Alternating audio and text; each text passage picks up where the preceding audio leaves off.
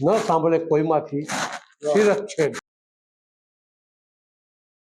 શંભુ કે જ્ઞાન વાંચ્યું, શંભુ કે જ્ઞાન વાંચ્યું ત્યારે રાજા રામને મોકલ્યા શિર ઉતારી લીધી। શંભુ કે જ્ઞાન વાંચ્યું ત્યારે રાજા રામને મોકલ્યા શિર ઉતારી લીધું।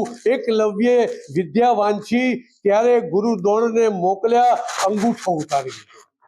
એકલવ્યે વિદ્યા વાંચી ત્યારે ગુરુ દ્રોણને મોકલ્યા અંગૂઠો ઉતારી લીધો। કર્ણને સુત પુત્ર જાણી પરશુરામે વિદ્યા પણ લઈ લીધી।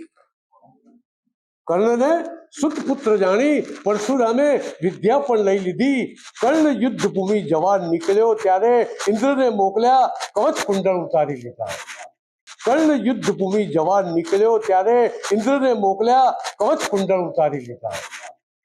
બલિ રાજાએ શુદ્ર રાજ્ય સ્થાપ્યું, બલિ રાજાએ શુદ્ર રાજ્ય સ્થાપ્યું ત્યારે વામન વિષ્ણુને મોકલ્યા અને ત્રીજા ડગલે ભોમા ભંડારી। વામન વિષ્ણુને મોકલ્યા અને ત્રીજા ડગલે ભોમા ભંડારી। આંબેડકરે અધિકાર માગ્યા ત્યારે મહાત્મા ગાંધીને મોકલ્યા અને કાંડા કાપી દીધા। આંબેડકરે અધિકાર માગ્યા ત્યારે મહાત્મા ગાંધીને મોકલ્યા અને કાંડા કાપી દીધા।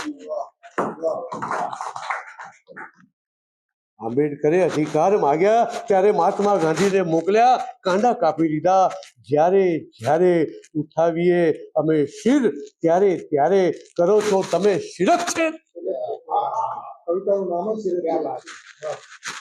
પ્રવીણ ગઢવીની આ ઉત્તમ રચના જે આપણને મજા જ આવે અને એવા ભાવથી પોતે જીવ્યા છે।